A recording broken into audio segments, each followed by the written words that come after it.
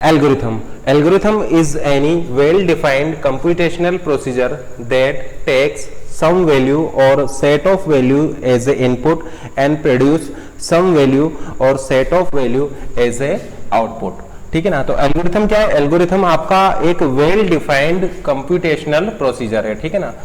तो सबसे पहली बात तो ये है कि एल्गोरिथम हम किसके लिए लिखते हैं। देखिए आपके पास एक प्रॉब्लम होगी, आपके पास एक प्रॉब्लम होगी, उस प्रॉब्लम के लिए आप एक सॉल्यूशन प्रपोज करेंगे। ठीक है ना। तो जो आप सॉल्यूशन प्रपोज कर रहे हैं उसी को हम यहाँ पर एल्गोरिथम बोल रहे हैं। तो प्रॉब्लम है, उस प्रॉब्लम के लिए हमने एक सॉल्यूशन प्रपोज किया और उस सॉल्यूशन में जब हम इनपुट देंगे तो वो सॉल्यूशन हमें आउटपुट देगा। तो इसीलिए हम ऐसा बोल सकते हैं कि एल्गोरिथम क्या है? Algorithm A sequence of computational step that transform the input into output. उस प्रॉब्लम के लिए आपने एक सॉल्यूशन प्रपोज किया, इसी सॉल्यूशन को हम यहाँ पर बोल रहे हैं एल्गोरिथम। लेकिन ये जो सॉल्यूशन होना चाहिए ये आपका फाइनाइट होना चाहिए, यानी वेल डिफाइंड होना चाहिए। आगे हम डिस्कस करेंगे कि ये वेल डिफाइंड का क्या मतलब है। इस सॉल्यूशन को किसी प्रोग्रामिंग लैंग्वेज में इंप्लीमेंट करेंगे, देन हम इस सॉल्यूशन को इंप्लीमेंट करेंगे। ठीक है ना। इसको हम इंप्लीमेंट करने जाएंगे। तो आपके पास एक प्रॉब्लम थी, उस प्रॉब्लम के लिए हमने एक सॉल्यूशन प्रपोज किया जिसको कि आप एल्गोरिथम बोल रहे हैं। ठीक है ना। और उस एल्गोरिथम को हम किसी भी एक प्रोग्रामिंग लैंग्वेज में इंप्लीमेंट करेंगे। देन आप क्या करेंगे, फिर उसको इनपुट प्रोवाइड कराएंगे और वो आपको आउटपुट देगा। ठीक है ना। तो हमने यहाँ पर क्या लिखा है, sequence of computational step that transform input into output. For example मान लीजिए कि आपके पास एक प्रॉब्लम है एडिशन की। ठीक है ना। आपको 2 नंबर को ऐड करना है। आपकी जो प्रॉब्लम है वो प्रॉब्लम है एडिशन ऑफ 2 नंबर्स। तो इसके एल्गोरिथम क्या हो जाएगा, ये मान लीजिए हम इसका सॉल्यूशन लिख रहे हैं। ये सॉल्यूशन क्या करेगा, ये सॉल्यूशन आपका 2 नंबर्स को ऐड करेगा। तो सॉल्यूशन क्या है, सॉल्यूशन है आपका कि आप सबसे पहले नंबर्स को रीड करेंगे। तो रीड ए, मान लीजिए आपने फर्स्ट नंबर को रीड किया, देन रीड बी, ठीक है ना, देन रिटर्न ए प्लस बी। आप सम करके उसको रिटर्न कर दीजिए। तो ये एक एल्गोरिथम है। ठीक है ना। ये हमने सीडीओ नोटेशन में यहाँ पर यूज किया है, सीडीओ नोटेशन यूज किया है। और ये नोटेशन आपका प्रोग्रामिंग लैंग्वेज इंडिपेंडेंट है। ठीक है ना। एल्गोरिथम जो होता है वो प्रोग्रामिंग लैंग्वेज इंडिपेंडेंट होता है। तो एल्गोरिथम आपका ये बता रहा है कि जो हमारी प्रॉब्लम थी 2 नंबर्स को ऐड करने की, उसको हम किस तरीके से सॉल्व करेंगे। तो ये प्रोसीजर है, ये आपका वेल डिफाइंड प्रोसीजर है जो 2 नंबर्स को ऐड करेगा। सबसे पहले आप फर्स्ट नंबर को रीड करेंगे, देन सेकंड नंबर को रीड करेंगे, देन दोनों को ऐड करके आप उसको रिटर्न कर देंगे। तो ये एल्गोरिथम हो जाएगा 2 नंबर्स को ऐड करने का। एल्गोरिथम क्या है, एल्गोरिथम हम ऐसा बोल सकते हैं, it is a combination of sequence of finite steps to solve a particular problem. For example ये यहाँ पर आपका जो एडिशन की प्रॉब्लम थी, इस एडिशन को प्रॉब्लम को सॉल्व करने के लिए हमने ये कुछ स्टेप्स यहाँ पर लिखे हुए हैं। तो ये स्टेप्स क्या कर रहे हैं, आपके इस प्रॉब्लम को सॉल्व कर रहे हैं। ठीक है ना। तो हम ऐसा बोल सकते हैं, algorithm is a combination of sequence of finite steps to solve a particular problem. जो सब्जेक्ट है design and analysis of algorithm, design and analysis of algorithm. तो इसी को बोलता है, इसी को हम बोलते हैं डिजाइनिंग। ठीक है ना। आपने इस प्रॉब्लम के लिए एक एल्गोरिथम डिजाइन की है, जैसे कि ये जो हमारी एडिशन की प्रॉब्लम थी, उस प्रॉब्लम के लिए हमने ये एल्गोरिथम डिजाइन की है। नेक्स्ट हम देखेंगे कि आप इस एल्गोरिथम को किस तरीके से एनालिसिस करेंगे। ठीक है ना। तो ये पार्ट हो गया आपका डिजाइनिंग पार्ट, एल्गोरिथम को आप किस तरीके से डिजाइन करेंगे। तो डिजाइनिंग का मतलब है आप सॉल्यूशन उस प्रॉब्लम के लिए सॉल्यूशन प्रपोज कर रहे हैं, ये आपका डिजाइनिंग का पार्ट हो गया। देन नेक्स्ट स्टेप है इस एल्गोरिथम को एनालिसिस करना। यहां पर हमने एक टर्म यूज किया है वेल डिफाइंड। अब देखिए जो प्रोसीजर होता है वो आपका इनफाइनाइट भी हो सकता है। ठीक है ना। ऐसा हो सकता है कि आप एक प्रोसीजर को इनपुट दें और वो इनफाइनाइट टाइम बाद आपको आउटपुट दे। तो प्रोसीजर आपका इनफाइनाइट भी हो सकता है, लेकिन एल्गोरिथम आपका फाइनाइट होना चाहिए। ठीक है ना। इसका मतलब एल्गोरिथम जो आपको आउटपुट देगा वो फाइनाइट अमाउंट ऑफ टाइम में देगा। तो यहाँ पर फाइनाइट वाली प्रॉपर्टी आपका सेटिस्फाइड होगी। ठीक है ना। आपने एक एल्गोरिथम लिखा एक प्रॉब्लम के लिए, आपने उसको कुछ इनपुट दिया, अब फाइनाइट अमाउंट ऑफ टाइम के बाद वो एल्गोरिथम आपको आउटपुट देगा। जबकि प्रोसीजर क्या है, प्रोसीजर आपका इनफाइनाइट टाइम भी ले सकता है। तो इसीलिए यहाँ पर हमने लिखा हुआ है कि ये वेल डिफाइंड होना चाहिए। तो वेल डिफाइंड में आपका फाइनाइटनेस की प्रॉपर्टी आपका ऑलरेडी इंक्लूडेड है। तो वेल डिफाइंड होने का मतलब है कि ये फाइनाइट है, आपका फाइनाइट टाइम के बाद आपको ये आउटपुट दे देगा। अब वो फाइनाइट टाइम क्या हो सकता है, वो फाइनाइट टाइम आपका 1 ईयर भी हो सकता है, 1 करोड़ ईयर भी हो सकता है। ठीक है ना। लेकिन वो टाइम आपका फाइनाइट होना चाहिए। तो यहाँ पर वेल डिफाइंड का क्या मतलब है, तो वेल डिफाइंड का मतलब ये है कि ये जो एल्गोरिथम है ये कुछ प्रॉपर्टीज को सेटिस्फाई करेगा। वेल डिफाइंड का यहाँ पर मतलब है कि ये एल्गोरिथम जो हम लिखने जा रहे हैं, ये सॉल्यूशन हमने प्रपोज किया है, ये कुछ प्रॉपर्टी प्रॉपर्टीज को सेटिस्फाई करेगा। अब डिस्कस करते हैं प्रॉपर्टीज ऑफ एल्गोरिथम। तो अगर ये प्रॉपर्टीज को सेटिस्फाई कर रहा है देन हम ऐसा बोलेंगे कि ये वेल डिफाइंड होगा। फर्स्ट प्रॉपर्टी है it should produce the output within the finite amount of time। Second property है it should be programming language independent. ये जो एल्गोरिथम है ये प्रोग्रामिंग लैंग्वेज पर डिपेंड नहीं करता है, प्रोग्रामिंग लैंग्वेज इंडिपेंडेंट होना चाहिए। जैसे कि देखिए ये जो प्रॉब्लम थी इसके लिए हमने ये स्टूडियो नोटेशन में आपका ये एल्गोरिथम लिखा है, ये प्रोग्रामिंग लैंग्वेज पर इंडिपेंडेंट है, ठीक है ना। तो एल्गोरिथम क्या है? एल्गोरिथम आपका है कि आप इस प्रॉब्लम को किस तरीके से सॉल्व करेंगे, तो ये इस प्रॉब्लम को सॉल्व करने का एक तरीका है, ठीक है ना। तो एल्गोरिथम है आपका इस प्रॉब्लम को सॉल्व करने का एक तरीका। अब ये जो तरीका है ये आपका प्रोग्रामिंग लैंग्वेज इंडिपेंडेंट है। इस तरीके को आप फॉलो करके किसी भी एक प्रोग्रामिंग लैंग्वेज में उसको इंप्लीमेंट करेंगे। तो यहां इंप्लीमेंटेशन आपका बाद में आता है, ये डिजाइनिंग का पार्ट है। एल्गोरिथम जो है वो डिजाइनिंग का पार्ट है। डिजाइन करने के बाद आप उसको इंप्लीमेंट करेंगे किसी एक प्रोग्रामिंग लैंग्वेज में। तो यहां पर हम ऐसा बोल सकते हैं कि एल्गोरिथम जो है वो प्रोग्रामिंग लैंग्वेज इंडिपेंडेंट होता है। नेक्स्ट प्रॉपर्टी है every statement should be unambiguous. Next property है आपका करेक्टनेस। इसका मतलब एल्गोरिथम आपका जो है वो करेक्ट होना चाहिए। अब एल्गोरिथम करेक्ट होने से मेरा क्या मतलब है?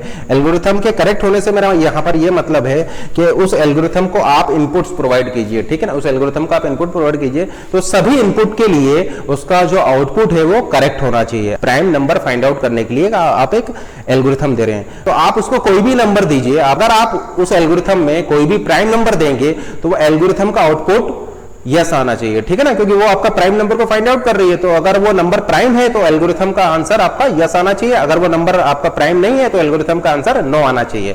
इसका मतलब करेक्टनेस का मतलब यहां पर यह है कि उस एल्गोरिथम के सभी इनपुट्स के लिए उसका जो आउटपुट है वो आपका करेक्ट होना चाहिए। ऐसा नहीं हो सकता है कि आपने एक प्राइम नंबर फाइंड आउट करने के लिए एक एल्गोरिथम लिखा है और वो कुछ वैल्यूज पर आपका करेक्ट है और कुछ वैल्यूज पर आपका वो एल्गोरिथम आपका फॉल्स है, ठीक है ना। अब अगर आपका एल्गोरिथम करेक्टनेस की प्रॉपर्टी को फॉलो कर रहा है तो हम यहां पर एक क्लेम ये भी कर सकते हैं कि आपके पास एक एल्गोरिथम है, आपके पास एक इनपुट है, आप उस इनपुट को उस एल्गोरिथम को मल्टीपल टाइम देंगे तो सभी टाइम पर उसका आउटपुट जो है वो सेम आना चाहिए, ठीक है ना।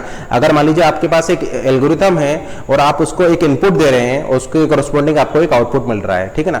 तो आप उस सेम इनपुट को सेम एल्गोरिथम को चाहे जितनी बार दें उतनी बार देने पर आपको आउटपुट उसका सेम मिलना चाहिए। फॉर एग्जाम्पल इस एल्गोरिथम में मान लीजिए हम इनपुट दे रहे हैं 5 और 6, तो आपका जो आउटपुट आना चाहिए वो समेशन होने के बाद आपका 11 आना चाहिए, ठीक है ना। तो आप इस एल्गोरिथम को चाहे जितनी बार एग्जीक्यूट कराएं, ठीक है ना, और उसको 5 और 6 इनपुट दें, आपको हर बार आउटपुट में 11 ही मिलेगा।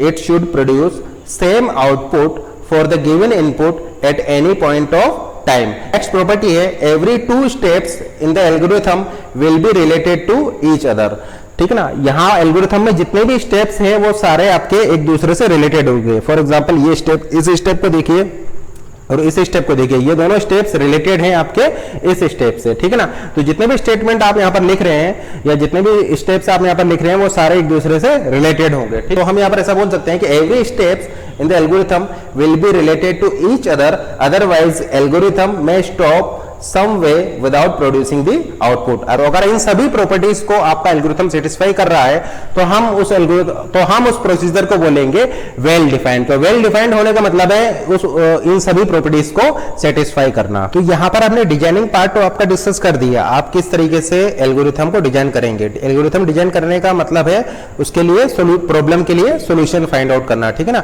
How to solve that particular problem, ठीक है ना। तो ये प्रोसीजर है जिसको कि आप फॉलो करेंगे तो आपकी वो प्रॉब्लम सॉल्व हो जाएगी। तो इसी को बोला जाता है डिजाइनिंग। अब हम डिस्कस करते हैं एनालिसिस, ठीक है ना। एनालिसिस आप किस तरीके से करेंगे एल्गोरिथम की। आपके पास मान लीजिए एक प्रॉब्लम है और उस प्रॉब्लम के आपके पास मोर देन 1 सॉल्यूशन है। प्रॉब्लम के लिए आपने 4 सॉल्यूशन प्रपोज किए हैं, तो हम ऐसा बोल सकते हैं कि आपके पास 4 एल्गो हैं, algo 1, algo 2, algo 3 and algo 4।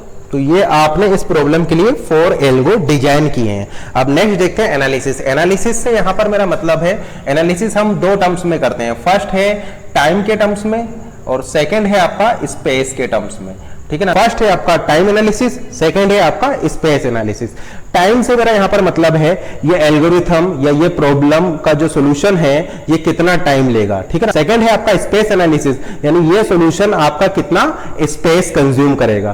तो एल्गोरिथम के एनालिसिस से यहां पर मेरा मतलब है कि आप टाइम एनालिसिस से और स्पेस एनालिसिस से। तो ये पर्टिकुलर कोर्स जो हम पढ़ रहे हैं design and analysis of algorithm, जिसमें ये हो गया आपका डिजाइनिंग पार्ट और ये हो जाएगा आपका एनालिसिस पार्ट। ठीक है, यहाँ पर क्या देख रहे हैं, हमारे पास एक सेम प्रॉब्लम के लिए मोर देन वन सॉल्यूशंस हैं, या सेम प्रॉब्लम के लिए हमारे पास मोर देन वन एल्गोरिथम है। तो हम बेस्ट एल्गोरिथम यहाँ पर चूज करने जा रहे हैं। तो बेस्ट एल्गोरिथम चूज करने का क्राइटेरिया है time requirement and space requirement, यानी वो एल्गोरिथम जब एग्जीक्यूशन में आएगा तो कितना वो टाइम कंज्यूम करेगा उस प्रॉब्लम को सॉल्व करने के लिए। ठीक है ना, और स्पेस से बड़ा मतलब ये है कि वो एल्गोरिथम कितना स्पेस लेगा उस प्रॉब्लम को सॉल्व करने के लिए। ये कि आपके पास इनफाइनाइट स्पेस है या आपके पास स्पेस की कोई कमी नहीं है, उस समय पर फिर आप टाइम के रेस्पेक्ट में एनालिसिस करेंगे। ठीक है ना, अगर मान लीजिए आपके पास स्पेस की कोई कमी नहीं है तो आप एल्गोरिथम के एनालिसिस करेंगे विद रिस्पेक्ट टू टाइम। आप उस एल्गोरिथम को चूज करेंगे जिसकी की रनिंग टाइम कम होगा। ठीक है ना, या मान लीजिए आपके पास स्पेस की शॉर्टेज है, आपके पास स्पेस की शॉर्टेज है, देन उस केस में आप स्पेस कॉम्प्लेक्सिटी के बेसिस पर उसको डिस्कस करेंगे। या मान लीजिए कि आपके पास दो एल्गोरिथम है, दोनों एल्गोरिथम की टाइम कॉम्प्लेक्सिटी सेम है, तो फिर हम स्पेस कॉम्प्लेक्सिटी चेक करेंगे और उस एल्गोरिथम को चूज करेंगे जिसकी की स्पेस कॉम्प्लेक्सिटी कम होगी। ठीक है ना, तो यहां पर आप क्या देख रहे हैं, यहां पर आप ये देख रहे हैं कि अगर आपके पास स्पेस की कोई शॉर्टेज नहीं है देन हम इस फैक्टर को इंक्लूड नहीं करेंगे। स्पेस की अगर कोई शॉर्टेज नहीं है तो इस फैक्टर को हम इंक्लूड नहीं करेंगे, हम उस एल्गोरिथम को चूज करेंगे जिसका कि एग्जीक्यूशन टाइम या रनिंग टाइम कम होगा। और अगर मान लीजिए स्पेस की शॉर्टेज है आपके पास तो फिर हम इस फैक्टर को भी इंक्लूड करेंगे। ठीक है ना, और इन जनरल आप क्या करते हैं, आप उस एल्गोरिथम को चूज करते हैं जिसकी की टाइम कॉम्प्लेक्सिटी कम होती है। और ये आपके पास दो एल्गोरिथम है और दोनों एल्गोरिथम की टाइम कॉम्प्लेक्सिटी या रनिंग टाइम सेम है, देन उस केस में आप उस एल्गोरिथम को चूज करेंगे जिसकी की स्पेस रिक्वायरमेंट कम होगी। ठीक है, इसकी टाइम रिक्वायरमेंट लिख देते हैं। ये एल्गोरिथम आपका T1 टाइम ले रहा है, ये एल्गोरिथम आपका T2 टाइम ले रहा है, ये T3 टाइम ले रहा है और ये T4 टाइम ले रहा है। और ये आपका एल्गोरिथम 1 स्पेस S1 ले रहा है, S2 ले रहा है, S3 ले रहा है एंड S4 ले रहा है।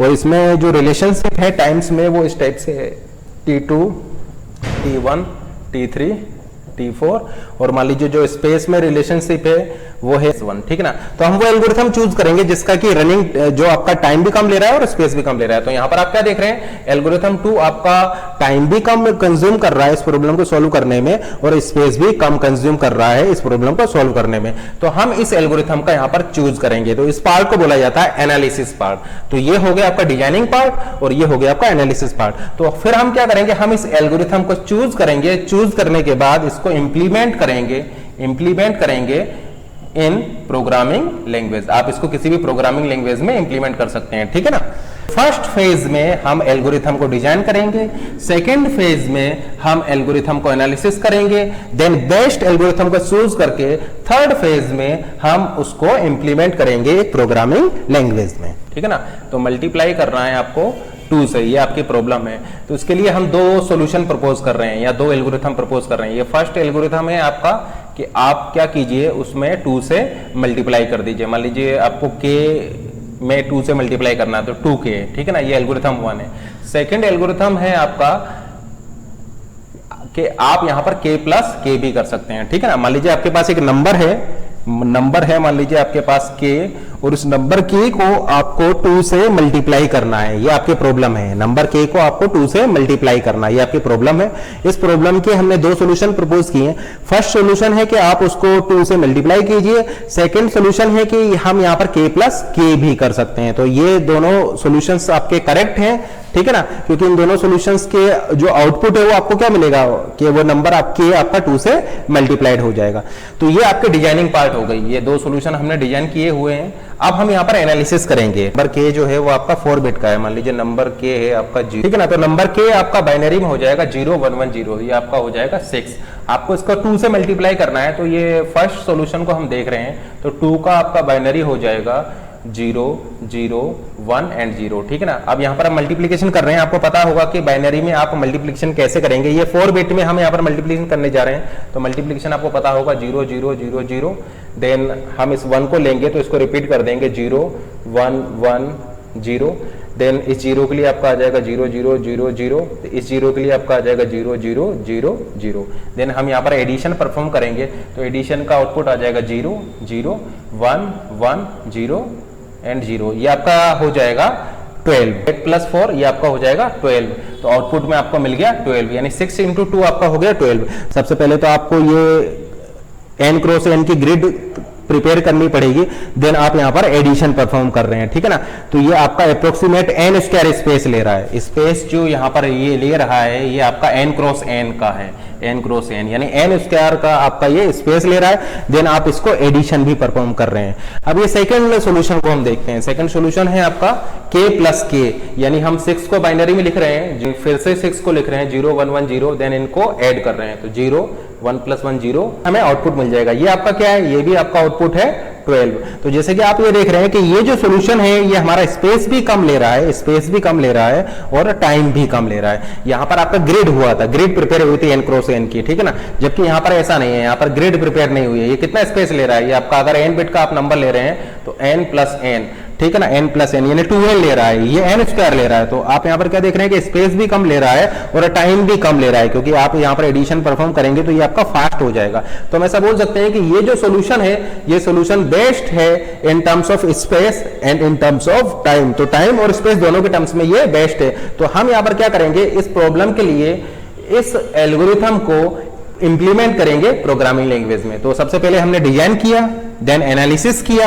एनालिसिस में हमने ये फाइंड आउट किया कि ये सॉल्यूशन हमारा बेस्ट है in terms of space and in terms of time. तो हमने इस सॉल्यूशन को चूज किया, देन हम उसको इंप्लीमेंट करेंगे प्रोग्रामिंग लैंग्वेज में। नेक्स्ट हम डिस्कस करते हैं ग्रोथ ऑफ फंक्शन। इसमें हम डिस्कस करेंगे सबसे पहले एसिम्प्टोटिक नोटेशन।